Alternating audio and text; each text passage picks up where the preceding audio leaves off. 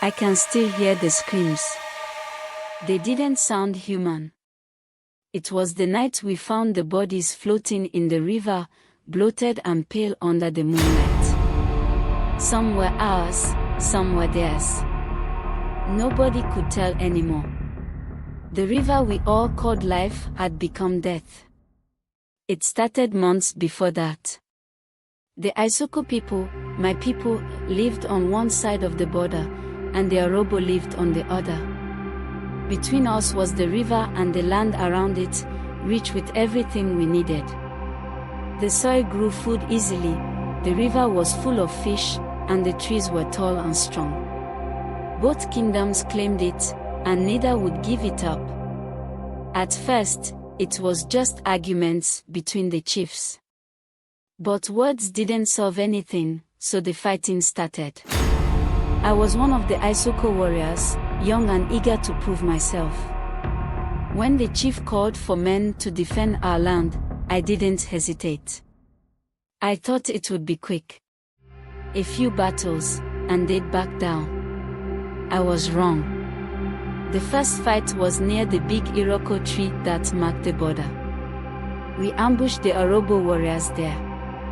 Spears flew through the air, and the sound of men groaning and yelling filled the forest. I remember stabbing someone, then pulling back and seeing blood on my spear. It was the first time I'd hurt someone, and it made me feel sick. But I didn't stop. None of us did. For months, we fought. We raided their farms, and they burned our villages. We'd hear children crying at night because their fathers didn't come back. Some days, the river ran red. The elders said the land was cursed, that the spirits were angry with us. But we didn't listen. We only wanted to win.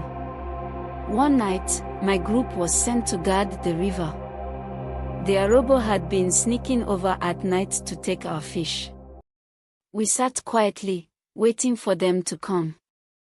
But instead of warriors, we heard a different kind of sound.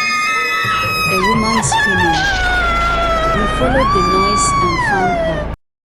She was Arobo, lying on the ground near the riverbank, her leg bent in a way that wasn't natural. In her arms, she held a baby, crying weakly. She must have been running from something, but we didn't know what. She's Arobo, one of my men said. She's not our problem. But I couldn't look away. Her face was full of fear, and her baby was barely moving. Without thinking, I dropped my spear and went to her. My men shouted at me to stop, but I didn't care. I carried her and the baby back to our camp. The elders were angry when they saw her.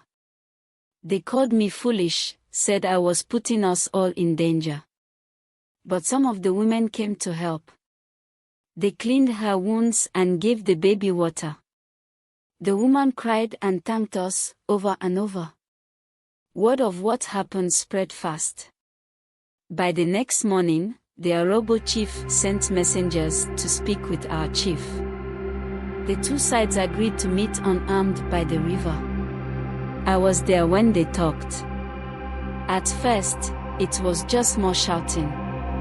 Each chief blamed the other for the war. But as the sun began to set, they grew quiet. Finally, our chief said, "The land doesn't belong to us alone. We must find a way to share it." The Arobo chief nodded. They agreed to stop fighting. Both sides would share the river and the land. We would fish together, farm together, and guard the border together. The war ended that day. Slowly, life returned to normal. The river was no longer red, and the land began to heal. But sometimes, late at night, I still hear the screams. Not from the woman we saved, but from the men we lost. The ones we didn't save. I think about the land a lot now. It's still there, still full of life. It never belonged to us. We were just borrowing it.